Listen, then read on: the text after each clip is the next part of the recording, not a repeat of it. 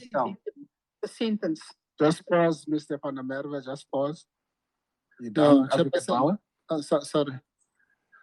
Okay. So, sorry if you're finished. So, Yes, Advocate Bauer. to respond to that. Okay, thank you, Chair. Yeah, I don't take kindly to being accused of misrepresenting I withdraw it. Okay, thank you. That's fine. I'm not misrepresenting anything.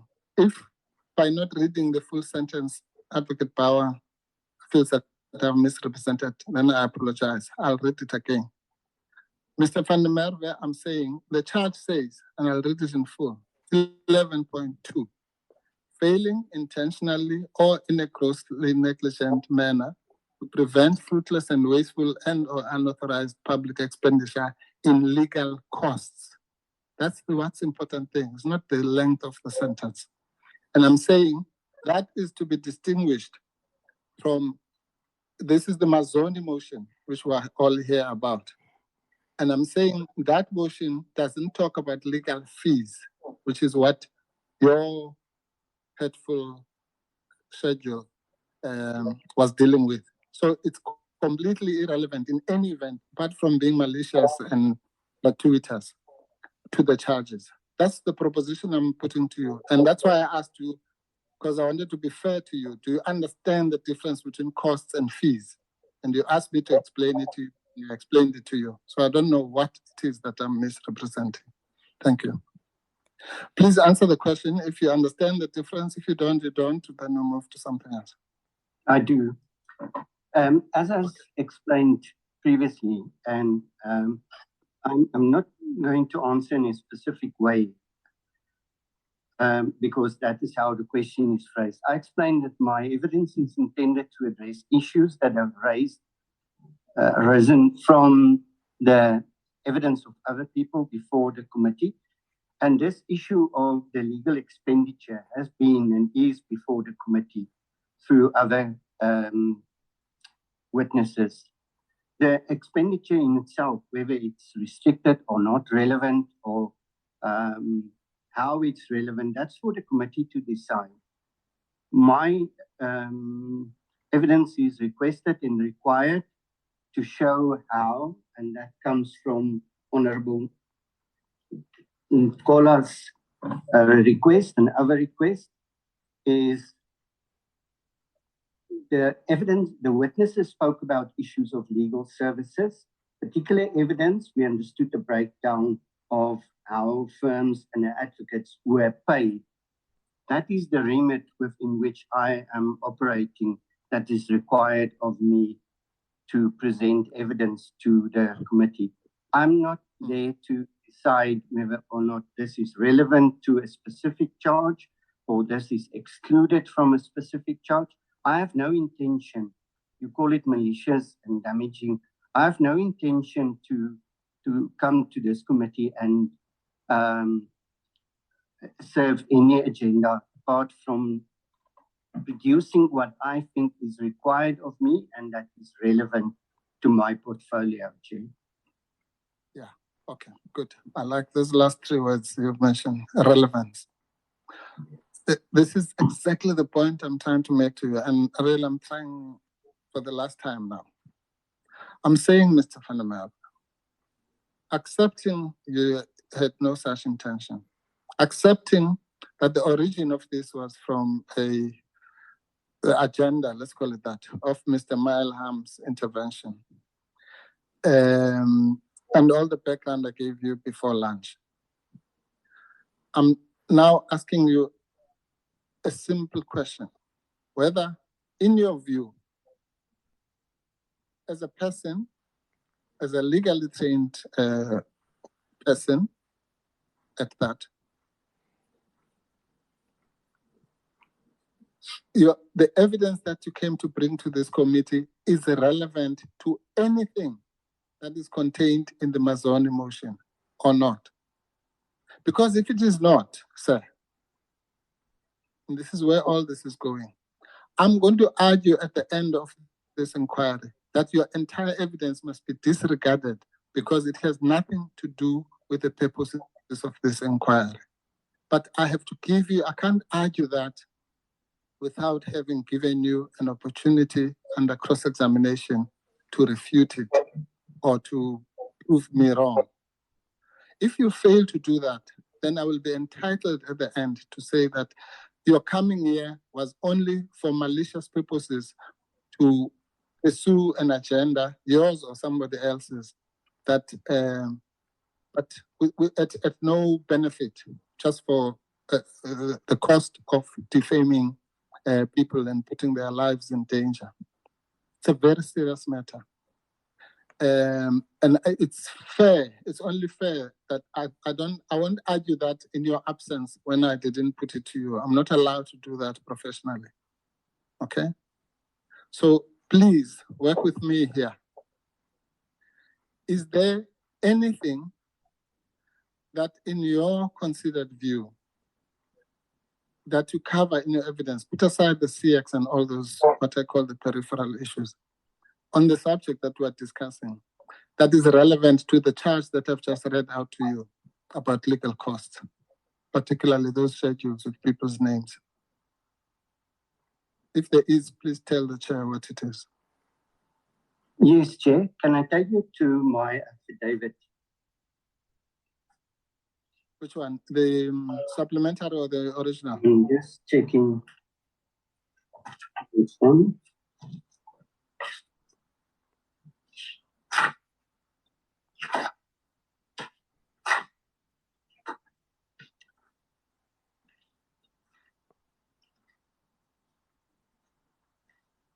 From paragraph 48. Come again? Paragraph? From paragraph 48. 38. From paragraph 40. so 48. 48. That would be your original Yes. affidavit. 4084, Chairperson. That's the page. Is that the page, sir? Yes. I'm not sure about the number. I just have no Okay. copy. Even that Paragraph 48, yeah. Okay, fine. Yeah.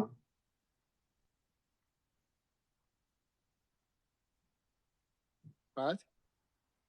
This is exactly, as I said, whether council accepts the relevance of it and argues that's for the committee to decide. I am presenting the evidence as is required of me without any intention. The relevance of the public protector's expenditure is that of this, and I've given a breakdown of the complete budgets over the last, and I know, Chair, I don't have a short answer. It's going to be long, unfortunately. 146 million rand is spent on legal fees over the last number of years. If you look at the expenditure, you would see that many of it come from the 2019 years. The evidence is there. This is money. And I made a point in my affidavit that if you go and look at the cases, and council went to length with Mr. Sitole about the value add in terms of the expenditure, whether it was in defense or promotional principles. And I'm refraining from giving an opinion on it. I'm stating the facts that 147 or 146 million rand is spent on legal fees, exactly like Advocate Mpofu is arguing. That is one of the only variables in the office, and I don't want to continue using the variables. The others are fixed costs, cost to employees, and this is part of the operational cost of the public protector that impacted on the delivery of, first of all, its constitutional mandate, and secondly, the operations of the office. This is extremely relevant. How the money was spent, under which cases.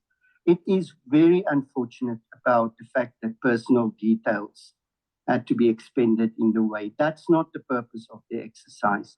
The purpose of the exercise is to show how these cases were selectively pursued to the compromise of the constitutional mandate of the office, to the compromise of other cases, to the compromise of service delivery, I can speak with passion about the fact that we are expected to make a difference in the lives of people. If you look at the number of cases that we have been dealing with, to deal with 7,000 cases, serving a population of 52 million with over 1,000 organs of state, requires extensive and careful planning of resources. And now I'm giving an opinion, but I'm forced to go there to show the relevance of my evidence.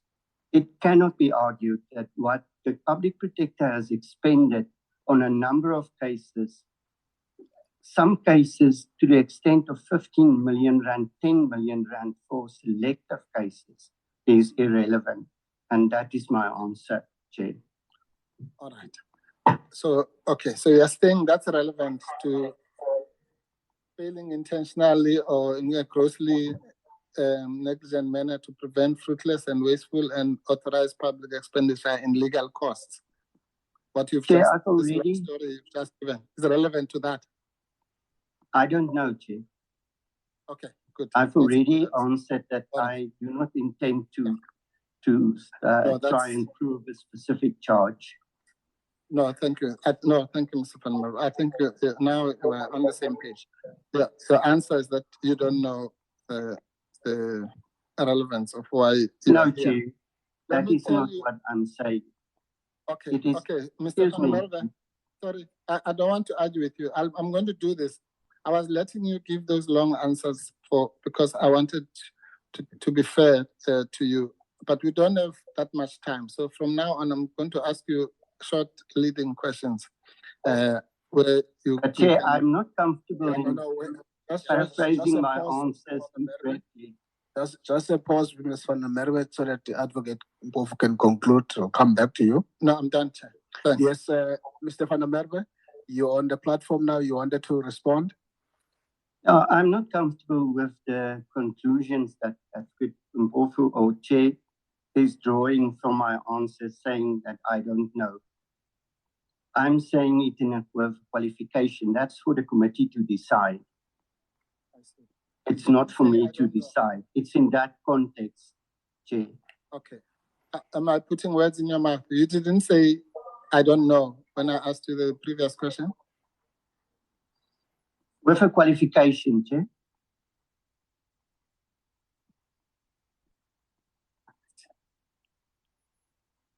Okay, Mr. Van Merwe.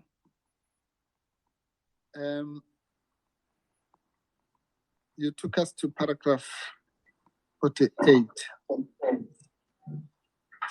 And that section is the correct section. It runs from paragraph 48 up to 74, section E. And I'm glad that you've taken us there because that is indeed the section under which your schedules that I'm cross-examining you on fall under. You refer to them in paragraph 66. You say the following schedules have been prepared and so on and so on. So the schedules fall under that section. Thank you for taking us there. Now, I'm going to ask you a series of very short questions, hopefully yes or no. You accept that the heading of that section reads Review of Reports and Legal Fees. Yes? Yes. You accept that that is not, the issue of fees is not covered in the legal costs charge that I just read out to you, if you accept the difference that I tried to draw earlier.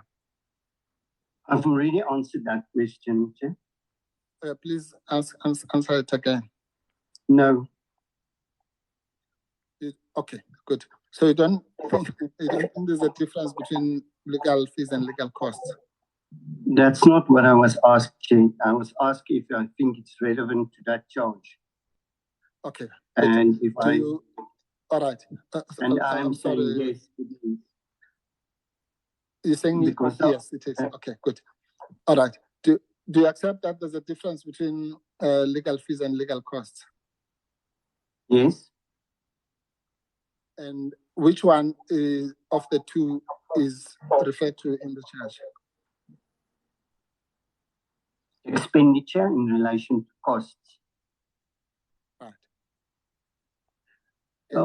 I must Do- ask, Chair, if I can be referred to the specific charge just to verify the wording for myself. Sorry, I didn't get that. Can I be referred to the charge? Because Yes. I've heard different 11.2. versions. Yes, can you please put it up? Yeah, okay, sir. Yeah, that's a fair question. Rather, fair request. We'll ask Tepo to put it up. You'll find it in the Mazoni motion, 11.2.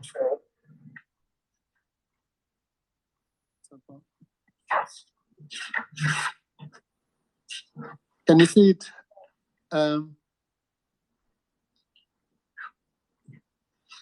Just go to the governing clause. Yeah. It says Advocate Mkwebane, that's the Mazoni motion, has committed misconduct and or demonstrated incompetence in performance of her duties by, and let's go to 11.2, failing intentionally or in a grossly negligent manner to prevent fruitless and wasteful and or unauthorized public expenditure in legal costs. Can you see it now? Yes. Yeah. Now, let's go back to my short questions. Do you accept that, having accepted that there's a difference between legal costs, which is in the charge, and legal fees, do you accept that your heading E relates to legal fees? Chair, I didn't draw up this charge. I don't know what the intention was of the Please answer the question, persons Mr. Van No, I'm sorry, Chair. I'm sorry, sir. I've tried to be patient. I'm sorry to interrupt you. I didn't ask you about who drew the charge. I'm asking you a simple question. Do you accept that your section E deals with legal fees as opposed to legal costs? Now that we agree that there's a difference, yes or no? The heading of your section relates to legal fees. The heading, yes, but the whole section deals with costs as well. Or parts of the section deals with costs as well. If I can qualify, Chair, I'm also referring to the fact that there were cost orders against the public protector that have not been recovered. So in terms of the straight definition that Council is putting forward, it deals with both. Okay. Now, to the extent that you say that, is it in the context of the charge that we just showed you, which is failing intentionally or in a grossly negligent manner to prevent fruitless and wasteful and or unauthorized public expenditure in what you say is also contained? That's the first question. I've already answered that question, Chair, to say that my evidence is not in the context of a specific charge. It's also in the context of the evidence delivered before the committee. All right. My last question on this then is this. Do you accept that your schedules that have people's names that has caused all this consternation is completely unrelated to the charge? No. All right. Thank you. Well, we're going to argue. I don't have to argue it with you, but I think okay, I know you've never practiced, but do you know the difference between, for example,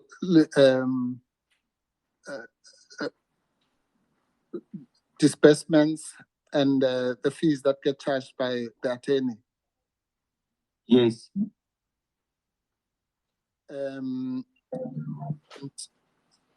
The difference between, okay, you said you already know the difference between fees and costs. The that the disbursements do not, unless if there are attorney and client costs, in normal costs, the disbursements don't get included. Can you repeat the question, Chair? I'm sorry. It's vague. Yeah. You know the difference between party and party costs and attorney and client costs? Yes. What is it? Attorney and client cost is the cost that is incurred if we appoint a service provider, and that's the fees that we pay. Party and party cost is ordered by a court of law. No, that's wrong. Okay, you don't know the difference. Is that the only difference that you know, the one you've just described? Or you don't know?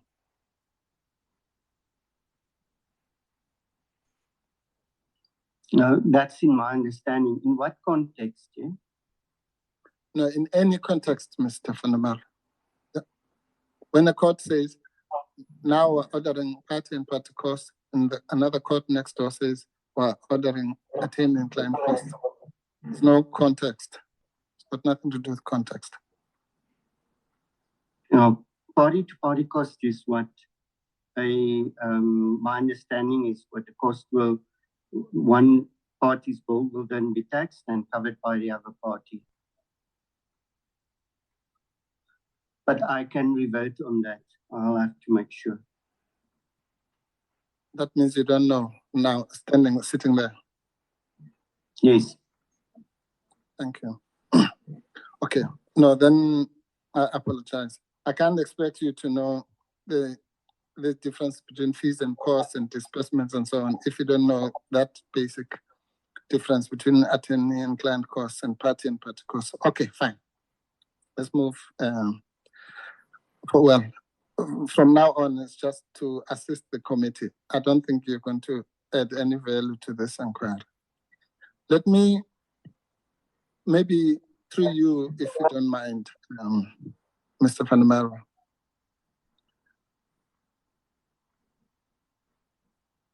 And it's really through you. I don't know whether I'm addressing you or the chair. Where I'm coming from with this, and again, I'm putting these things to you in this full fashion, because you are the last witness, and some of the issues that we're going to argue at the end, unfortunately, it's not your choice. You happen to be the last witness. But we have to put them to you, particularly on this aspect here. There's one of the fallacies in this process is that this process is about oversight. It's been bandied about here.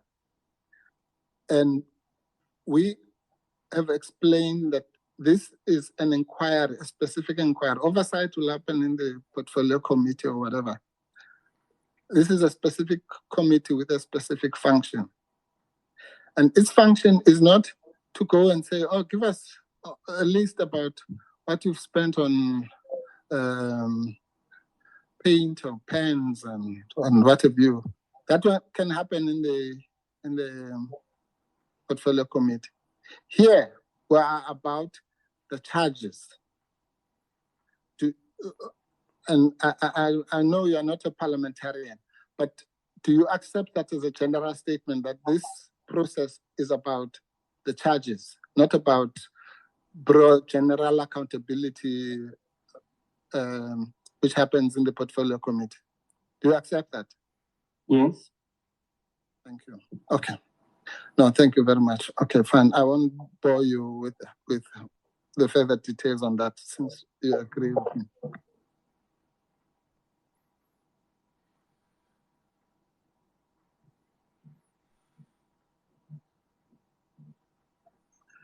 And yeah.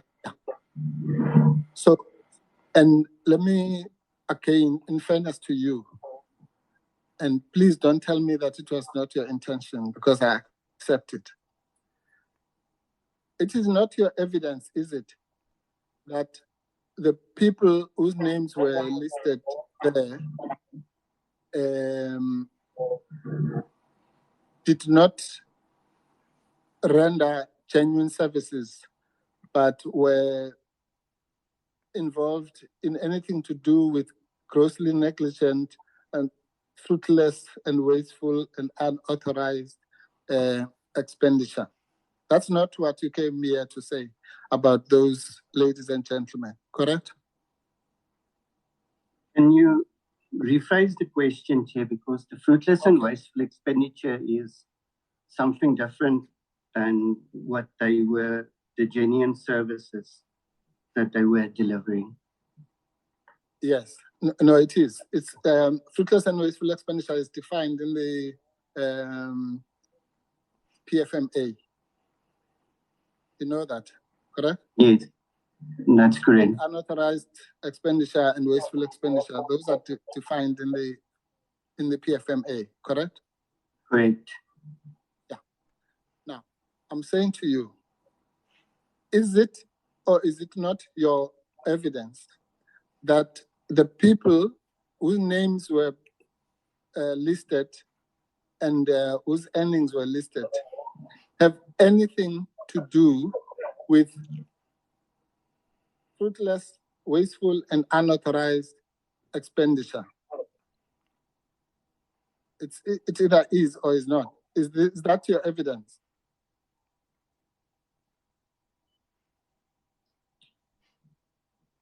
Sorry, Chair, I'm thinking because I'm still having difficulty Take your time.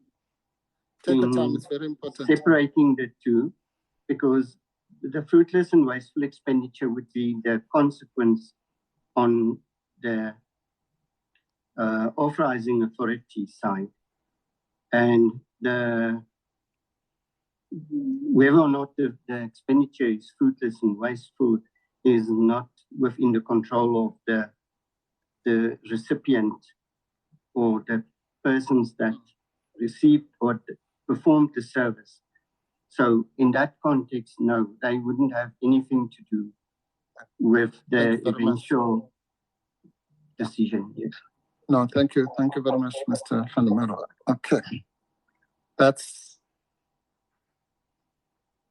I should let you go home now, but unfortunately, I'm going to ask you a few more things just for control and to just put other things in perspective. But me and you are finished now, we're done.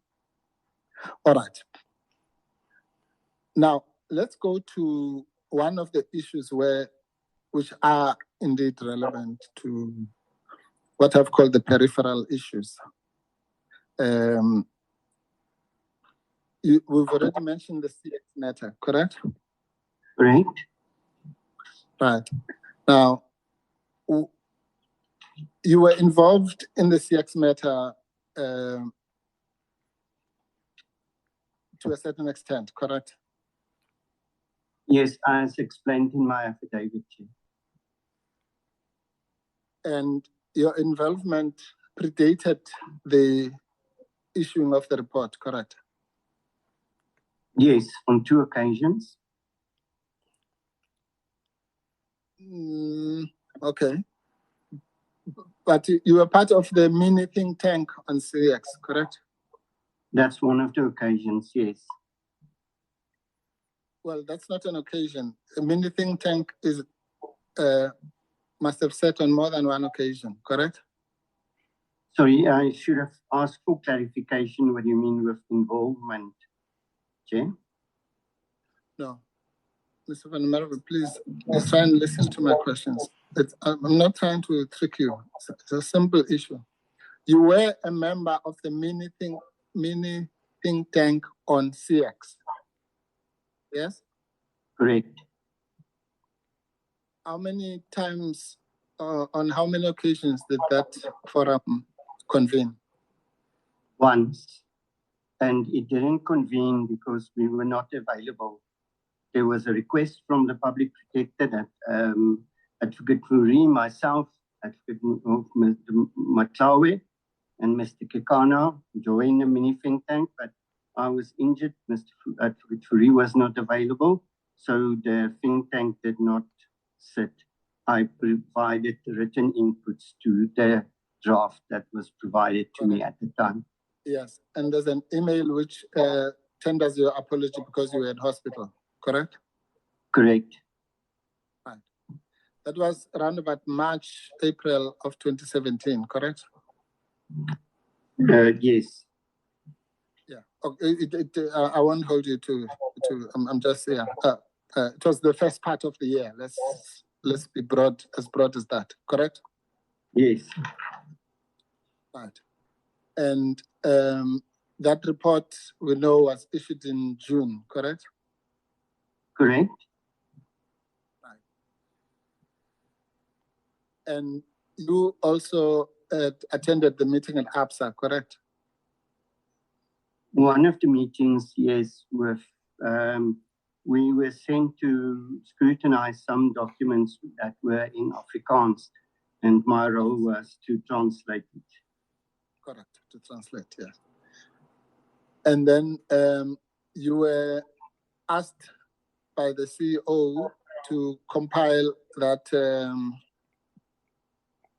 let's call it a research paper, correct? No, the CEO's request was for a submission to the Constitutional Review Committee. The research paper came later on when I made observations on the submission, and the PP said I must then come up with ideas on how to establish a central bank, and that led to the research paper. Yes. And the document that you do, ultimately, you proposed that there should be, rather, the Public Protector South Africa should support the review of the section 223 and 225 of the Constitution, correct? It wasn't complete. There were observations made, and in those observations, yes, there was support for a review. Yes, that's fine. I know, I accept for now that you still, the paper was not complete.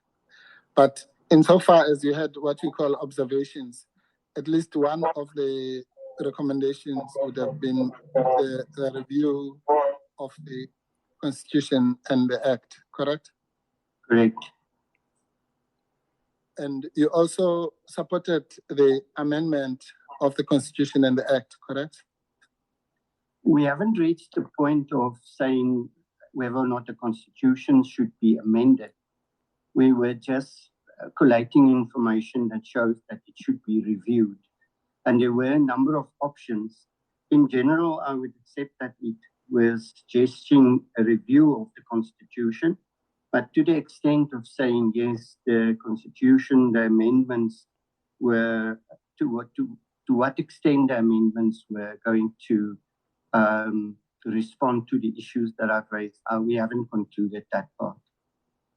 Yes, but Mr. Van der Merwe, let's just be serious now.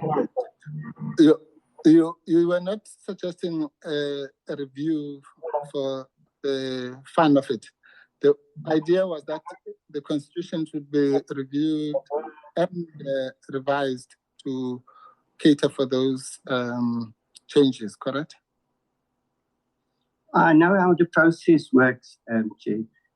We submit proposals for a review. Whether that would be accepted is outside our control. If it's accepted, yes, then it would lead to an amendment of the Constitution. Yes. Okay. And yes. Okay. Thank you. That helps me.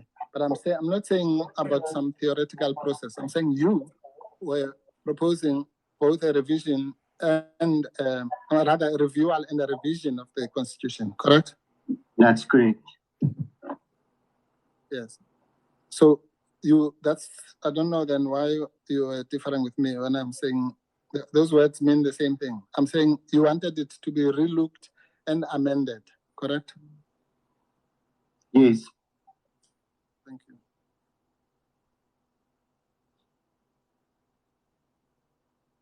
Because in fact, the reason I'm asking you this, because your evidence, you were so emphatic that you only wanted a review, but you never wanted an amendment. So at least now that's clarified.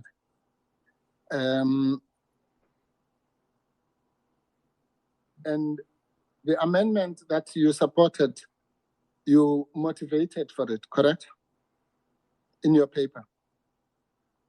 I didn't have a specific amendment in mind, Chair. I had a review in mind, and I supported that.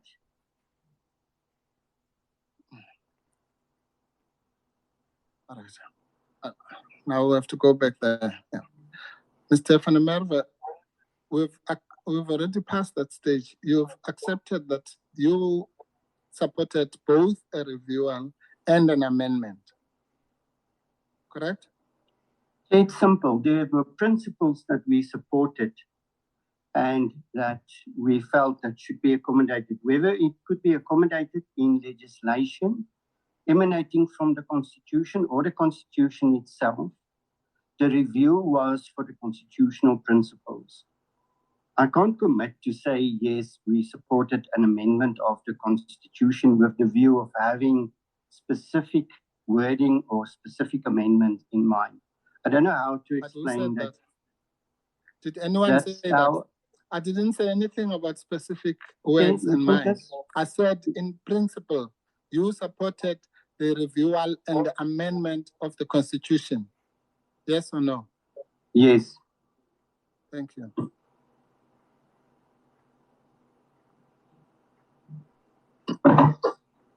And I'm saying that in your paper, you not only supported the reviewal and amendment of the Constitution, you motivated that to be something that would benefit the greater number of South Africans, especially the poor, correct?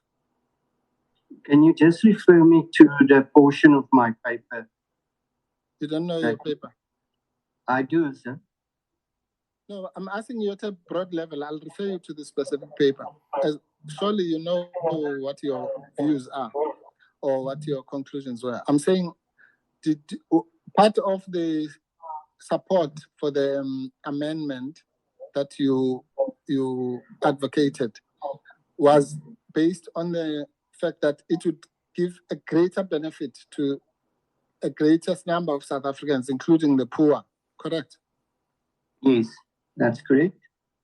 Thank you. And you also supported the amendment on the basis that the independence of the Reserve Bank would be enhanced by its reporting to Parliament rather than to a minister, correct? In the context, it's difficult to just say yes or no to that response, because yes, there were proposals for the enhancement of the independence through governance structures and reporting, but it must be set within the context of the paper. I'm not comfortable in saying yes or no on a high level. No, you can say whatever you want to say. Sorry, Mr. Van Merwe. I'm not boxing you to say. I'll prefer to stick to the specific references in the paper, Chair, because to put it out of context and to say that I supported this on a high level, I supported that. My paper is very clear on what we were trying to achieve. We have not yet come to, it wasn't even a final product. To say I'm supporting, that is what the evidence of the research pointed to at the time. I didn't complete the process and I didn't submit it as a formal document to the public protector. Okay. Mr. Van Merwe, I'm going to assist you. I will refer you to the paper, but so that we don't have to go back to this thing about it was not complete, which I've told you I accept. So I'll only leave it at the level of leaning. I'll say that your paper was leaning towards more independence for the Reserve Bank, correct? Yes, And it was also leaning towards benefiting the greater number of South Africans, including the poor, correct? definitely. Yes. And in motivating for those things, you pointed out, among other things, that South Africa was only one of 7 countries that have a reserve bank that is not owned by the state, correct? Correct. In your paper, at paragraph 2.4, sorry, if you can put it up, it's bundle H, item 3.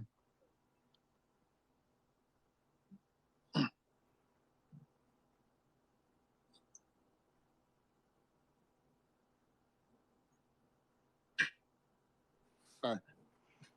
Let's just go to, you pointed out that you actually had a table, yes, at 2.4.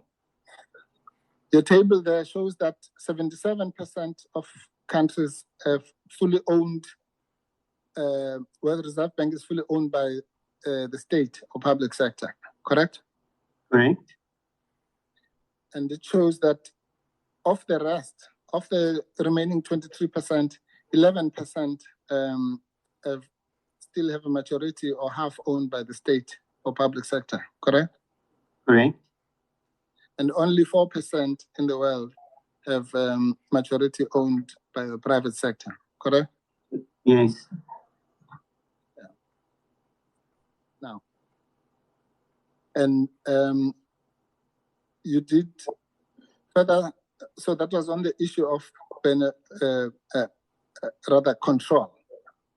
So the amendment, among other things, would address that problem, correct? Yes. Right. And then on the issue of what you called, can go to 3.5.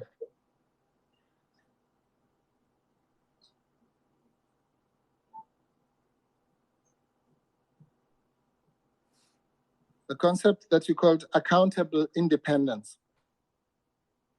Yes. Yes. Now, and when you came to that, then the amendment that you proposed would then deal with the issue that I mentioned to you earlier, of where the Reserve Bank accounts vis-a-vis either to the executive or to Parliament, correct? Correct. And you were leaning for the model where such an amendment would make it accountable to Parliament for obvious reasons, because Parliament is the forum of the people, supposedly, correct? Suppose Advocate Mpofu, Advocate Bao. Okay. I'm having difficulty in seeing in the paper where an amendment is being proposed. If Advocate, just as a point of clarification, Okay. could Advocate Mpofu please point us to that? Okay, that's in order. All right. Okay. I'll point it. Well, the witness has said that he supported an amendment, and I'm putting it. Asked to, Pardon? the question has been put to the witness that you supported an amendment and proposed one in the paper. And I'm asking Advocate Mpofu to show us where in the paper he's referring to. Oh, I see. No. Then you're completely out of it. Yeah. No, I've never said that. I actually said the opposite. I said to him that I'm not suggesting that he had any wording of an amendment, but that he supported the amendment as a goal. And now I'm busy dealing with why or rather motivations that he gave for such an amendment. I'm not saying that he actually crafted in fact, I said the exact opposite. The witness also had your problem, but him and I have resolved it about 6 questions ago. Sorry, Advocate Mpofu, I don't want to interrupt you. I'm not sure you have resolved it, because I thought initially when you asked and he answered, you were at cross purposes, but I didn't want to interfere with you. But leading on your following up questions, I'm not sure you're on the same page, which is why I asked. When you say he motivated for the amendment in the paper, I thought you'd agreed that there was possibly a leaning, but not a motivation. And that's why I'm now asking, is the paper, is it suggested that the paper motivates for an amendment? Yes. So I'm And the asking- witness has agreed many times to that. I don't understand him to say that. Okay. The witness said that he was in favor of an amendment. I'm not sure that the witness said that the paper supported an amendment, and that's why I asked you to clarify that. Okay. Thank you. I'll clarify. Mr. Van Merwe, I know you've clarified this, but apparently Advocate Power didn't hear you. Did your paper support the idea that there should be both a reviewal and a revision or an amendment of the Constitution and the Reserve Bank Act? Yes, just looking at the wording, for instance, of paragraph 3.9, to section 2 to 4. of the Which paragraph? Sorry, just please, before you do that, just answer the 3.9. question. Answer the Yeah, question first, yes or no, and then you can motivate. Did it do so?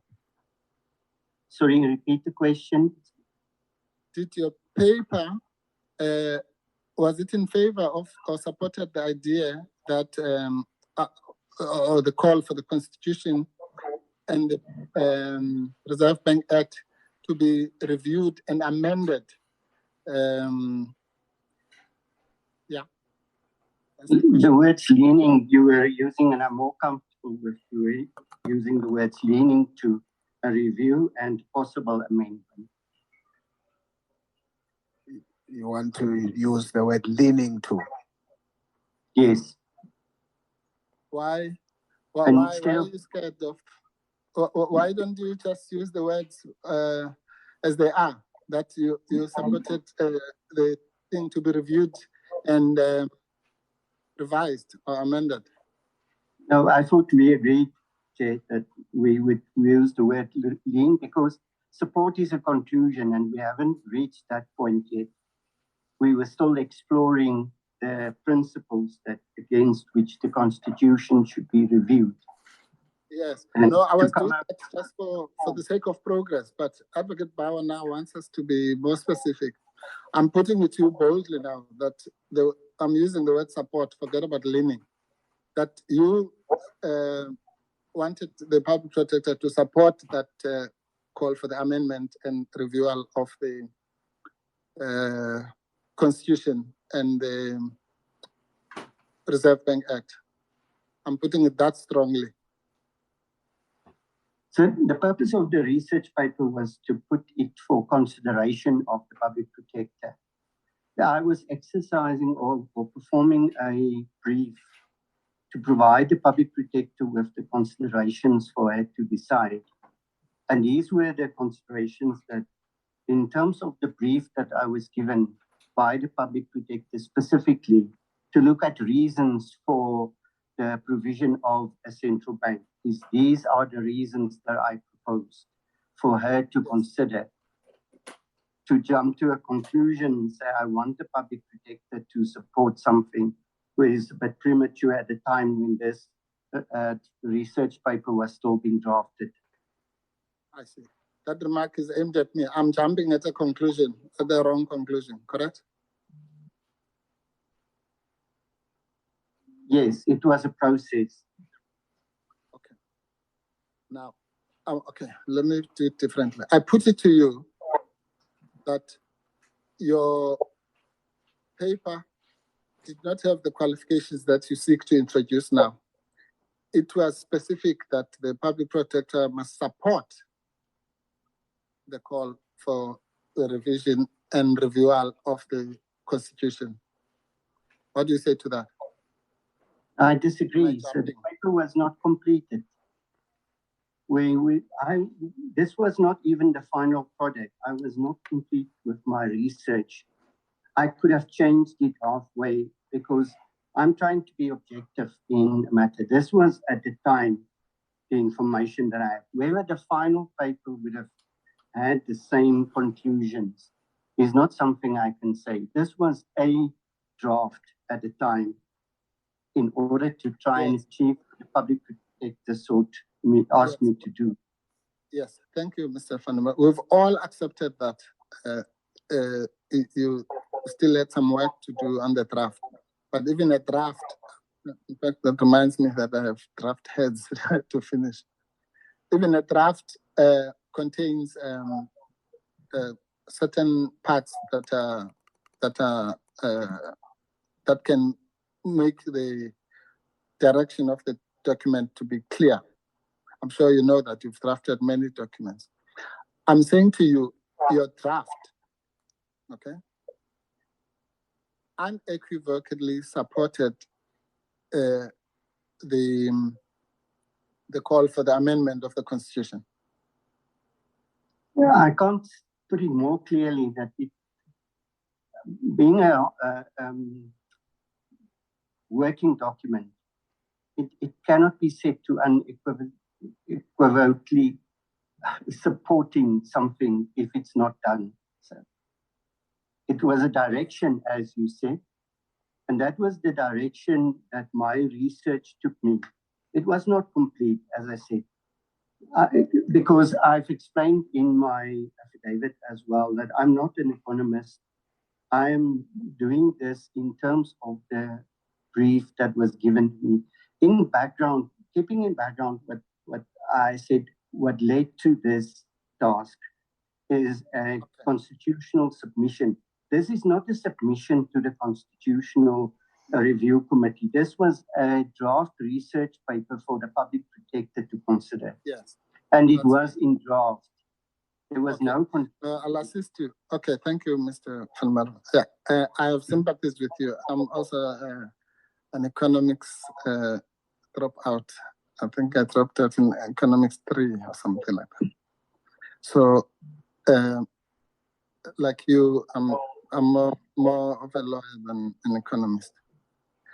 But I'm saying to you, go to paragraph 1.2 so that we can stop this torture.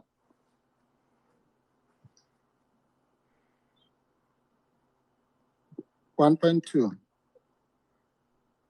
I say,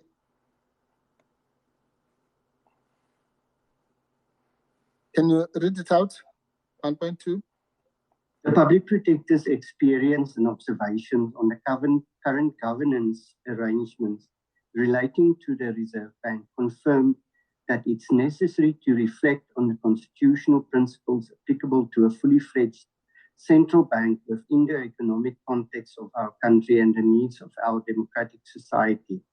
The public protector therefore supports the call that the Constitution and the Reserve Bank Act should be reviewed and revised within the precincts of sound, rational, and appropriate institutional arrangements around fiscal policy and fiscal policy management and central banking for the purpose of aligning the Act with the Constitution in order that Parliament may exercise oversight over it.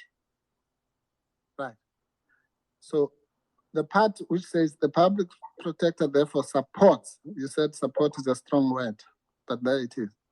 Public protector therefore supports the call for the Constitution and the Reserve Bank Act should be reviewed and revised. And you and I agreed revised and amendment is the same thing. Within the precincts of sound and so on, all the other stuff. But do you accept that the governing part of that is that it supports the call for the amendment of the Constitution? I think you've, in fairness to you, you've already answered that. But do you now see where I got? I see. All I'm saying, Chair, is that this was an interpretation of the public protector's brief. I was giving specific instruction. And this is how I interpret the public protector would, in the end, if this is supported, what we are saying in the report, would propose it to the Constitutional Review Committee or whatever avenue was going to be proposed at the end of this research paper.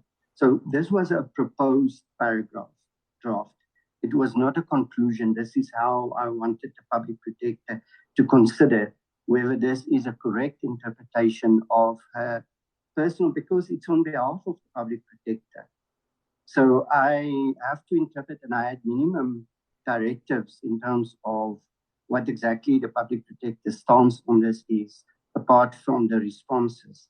So I had to interpret it, research, and then against that, think, how does it relate to our mandate, and what would the public protector's response be interpreting her brief to me?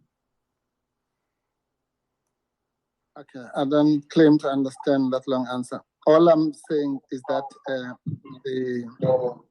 accepting all the qualifications about that the document was not yet finished, but I'm saying at this stage, it was clearly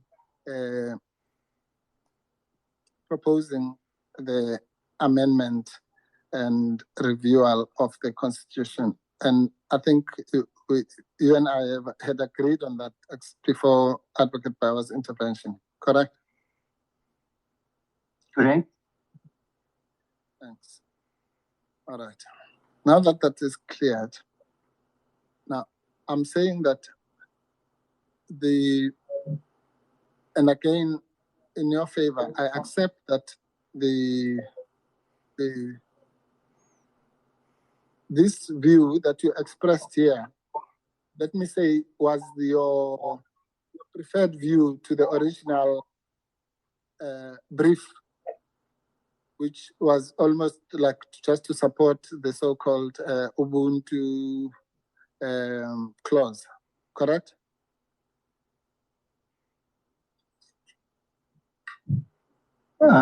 Is that an interpretation of the original brief, Chair?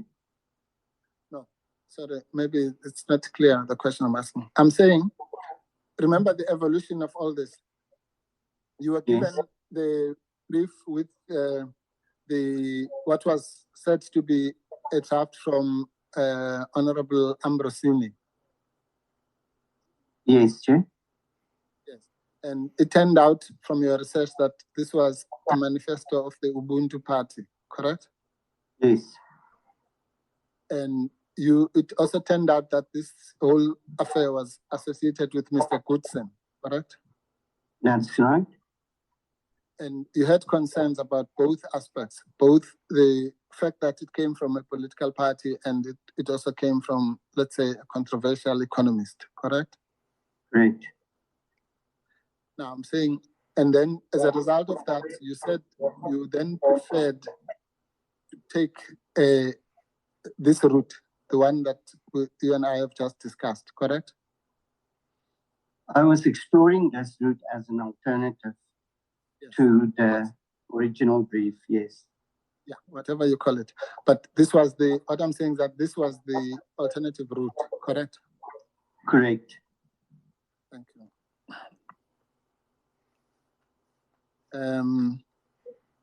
So therefore, this idea that the public protector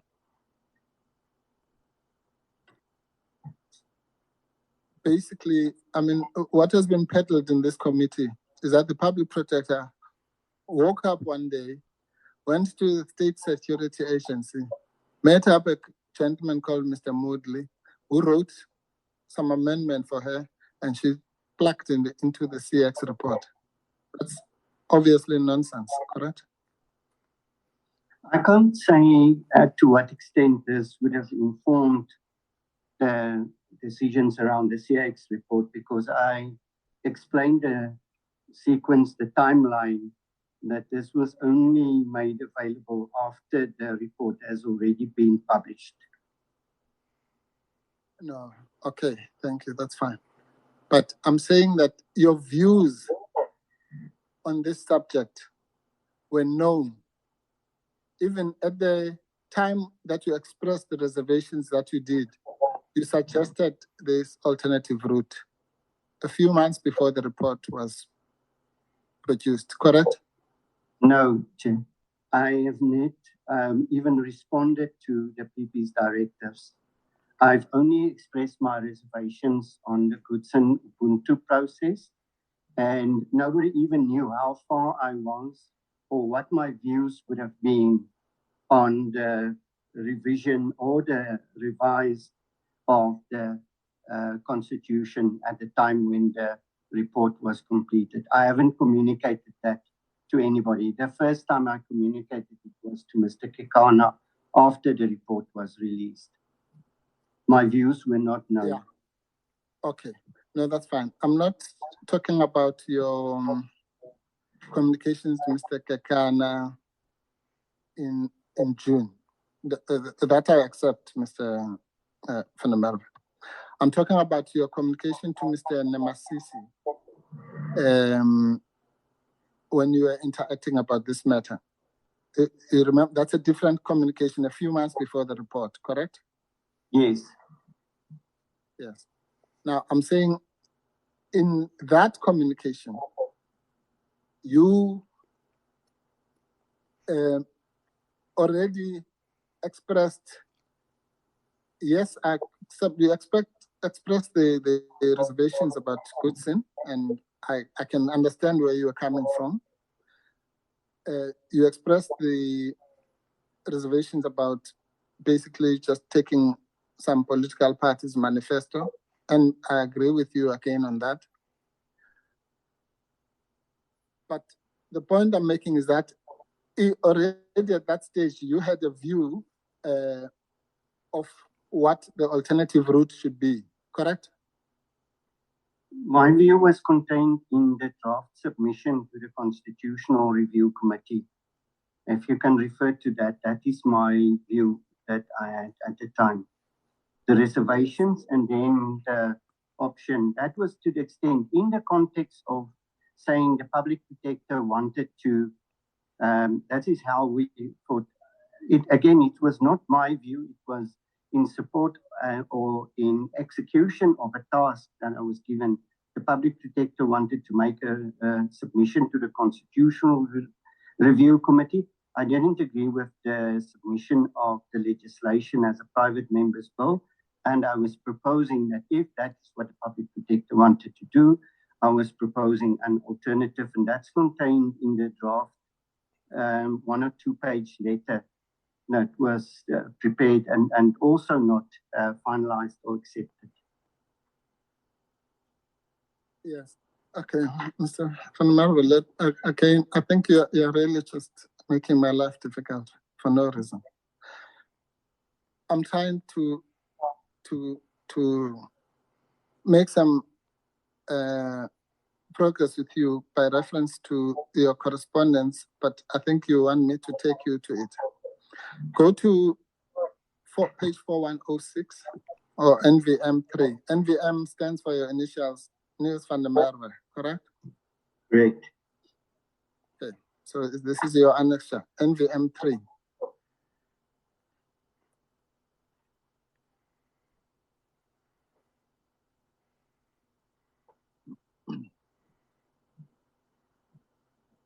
In MVM3, the is 4106. Are we on the same page here? Okay. This is an email from you dated 30th May 2017, 10:43 a.m. Correct? Right. This is before the CX report is released. Correct? Yes. Yes. That's the gist of my question, is that your views were made known before that. And just so that we don't have to go back to it again. Again, I accept your evidence, Mr. Van der Merwe, that you were asked to do this task, not specifically for the CX report. You were asked to do it for the constitutional review and what have you. Please accept that I understand that. But I'm not talking about that. I'm talking about your views having been communicated to other persons. Do you understand the distinction?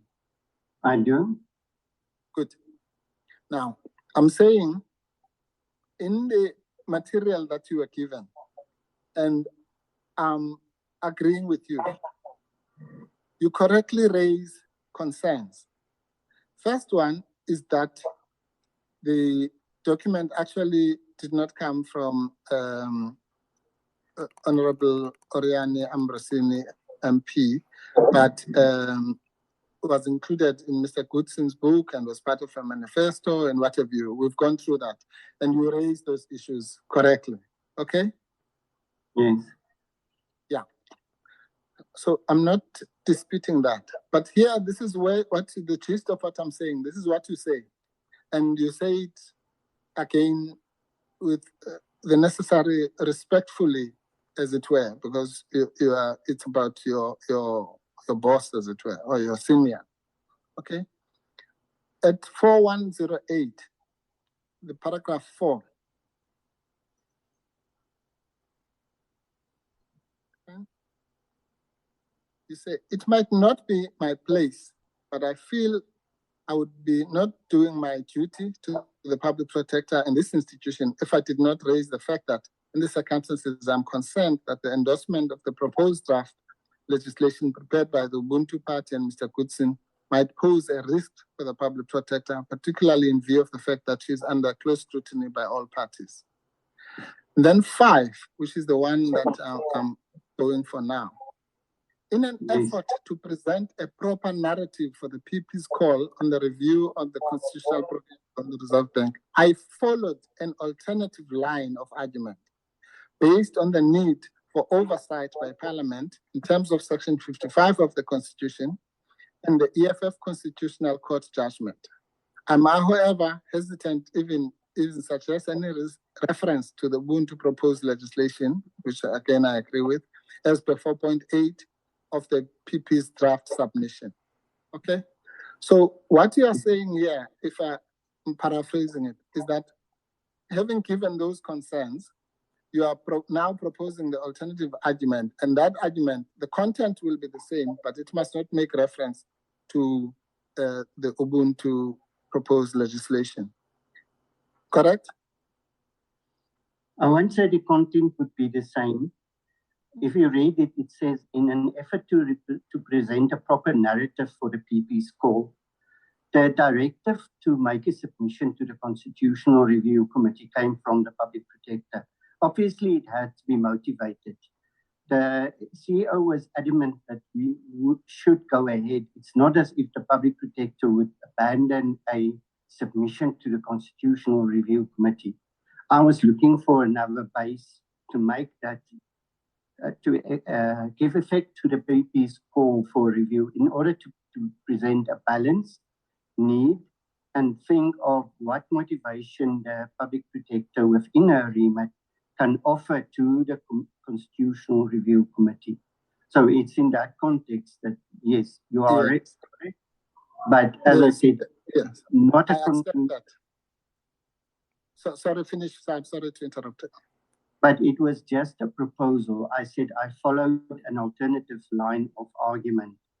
This was in execution, as I said, of a directive that the CEO made it clear that we were to make a submission to the Constitutional Review Committee. That was the PP's instruction. And this is how I sought to execute that instruction. Okay. Okay, now I think you're changing your evidence, but I understand where you're coming from. And again, I'll give you the benefit of the doubt. I'm not disputing that the original instruction to do this work came from the Public Protector. Do you understand that? Yes. I'm also not disputing that there was a draft submission. Do you accept that? Yes. Yeah. All I'm saying, Mr. Van der Merwe, so that we just move on, is that having, in the spirit of what you said you said in the morning that you had the freedom. If you had a different view in your professional judgment, you could have told them that this whole thing is just a lot of rubbish, and you don't think that it has any merit. But I'm saying you carefully made the qualifications correctly about the political connotations, made the qualifications about the controversial person involved in this. But having dealt with those things, then expressed a view about an alternative way to pursue this in an alternative way. That's all I'm saying. I'm not accusing you of anything. It's here in black and white. Do you accept that? Yes, but again, I have to qualify it, Chair. This means that what we know at the time, because I'm taking it back to the question that you asked me about the reference that this was known at the time that the CIX report was drafted. What is known from this is that the public protector wanted to make a submission to the Constitutional Review Committee, and I was exploring the options for her to make those. So that's the objective fact that is there prior to the CIX report. Yes. Mr. Van der Merwe, I'm even prepared to accept that for the sake of progress. That let's assume there were two exercises. One was the review committee. The other one was the CX report that the public protector was busy with. And at some stage, the two converged. And I'm saying the reason for that is that both the CX report ultimately and your exercise were dealing with sections 223 and 225 of the Constitution, which deals with the mandate of the Reserve Bank. Are you at least happy to accept that the two things might have started separately, but they were dealing with the same subject? That's great. Thank you very much. Okay. So to the extent that your views from that separate exercise might have found their way into the CX report, I'm not accusing you of having written something for the CX report. I'm simply saying that whatever you were dealing with happened to be the same subject matter. Okay. Now, the next question then is, in what context, and again, so to help you, I accept that when you sent the document to Mr. Kekana, it was the day after the release of the CX report, correct? Correct. Yeah. So let's put that aside. Now, in what context was this exchange between you and Mr. Kekana, who was busy with the CX report, and you giving him the paper, let's call it that? I tried to see from my records what preceded this exchange, and I can't recall whether he called me or I called him, because in my email to him, I referred to a discussion. And I was not sure in relation to a later request that I should help with the media inquiries, or just the fact that I have been doing some research and that either I mentioned it to him or he asked me about it, the progress. And so in honesty, I can't recall what was the exact sequence of the context of that discussion. I only know that I gave it to him at that point in time for the first time. Yes, but it's clear from that email exchange that there was a discussion between you and Mr. Kekana, because actually you refer to the discussion. You say, here's the document in relation to our discussion, correct? Yes. And in the next email, you say to him, anyway, please show me the report. I've not seen the final version, correct? Yes. In other words, you had seen earlier versions, but not the latest version, correct? The only version I saw was the mini think tank version, which was an executive summary, which did not even have a revision of the Constitution at that point in time in mind. Yes, I accept that, Mr. Van der Merwe. You know, the problem is you anticipate. I'm asking you a simple thing. If you say, I have not seen the latest version, that means you've seen at least one earlier version, correct? Right. Right. And on the, or rather, after the email that you and I had discussed, On the 2nd of June, you did a follow-up to the CEO that you'll find at 4111, Tsepo. 4111, please.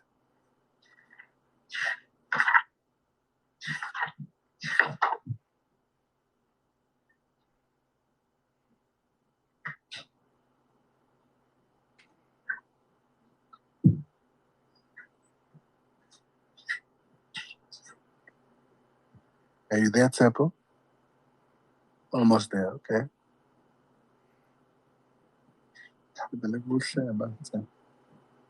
There you go, Advocate Mpofu. Thank you. Yes, this is you writing to the PPSA CEO, correct? Yes. And you see Mr. Namasisi and Mr. Joseph Lipochole. And you said this is confidential. Then you say, I am sorry to bother you, but I was wondering if you had a chance to look at the issue raised in emails below or consider draft submission to the Constitutional Review Committee, excluding the potentially controversial draft legislation proposed by the Ubuntu Party and included in Mr. Godson's book. That's still in line with what we discussed earlier, that you wanted the alternative proposal without reference to those gentlemen, correct? Yes. And in line with what we have said earlier, what you've testified earlier, that the PPE was not averse to differing views. Go to 4110.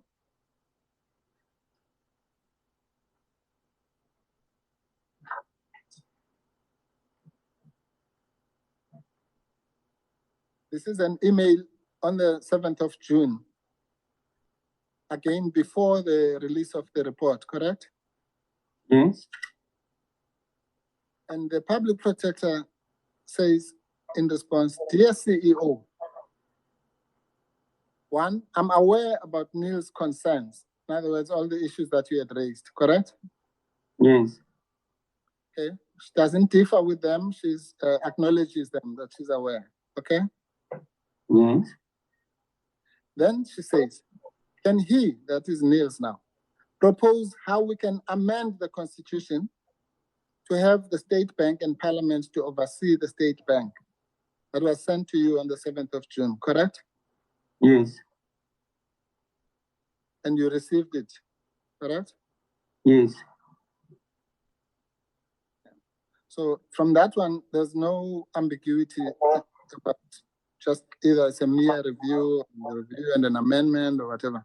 It's or whether the review is synonymous to amendment. It's specific that can you draft propose how the amendment of the constitution to have the state bank and parliament to oversee the state bank. Correct? Not can I draft the amendment, can I propose how? And that's exactly what I was exploring. Yes. If and how. That's fine. Can you propose how we can amend the constitution to have the state bank and parliament to oversee the state bank? That was the instruction, correct? Yes. And in the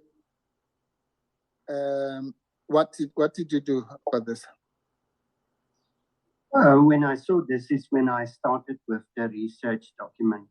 And that is how I then did the first paragraph, and that this was in execution of not only how, but if and how. No, you can't amend. No, you want to change the instruction. Okay, but even if you change it, your paper is very clear. It then talks about what you and I have discussed earlier. You then come back on the task of the review amendment of the Constitution in your paper, correct? Which was unfinished. No, my methodology is clear. You said yourself, the PP values my input. So while I was executing the task, I was also mindful of the fact that just like because we had a similar exercise in terms of the land expropriation vote. My job is to, just like I did with the execution of the first task, not only blindly follow and say, yes, this would be the amendment. I was exploring that if we were going to ask for the amendment, these are the considerations we want to put forward for the review. That was not concluded. I was not even there at the point where I would say how we would be amending the constitution. I was just looking for the motivation. What were the principles that we could review in such an exercise? That's my methodology, and that's how I work. Yes. No. Maybe on his methodology, we'll pause. We'll pause on take methodology. a tea break and back. Thank you, Chairperson. Thank you. Recording stopped.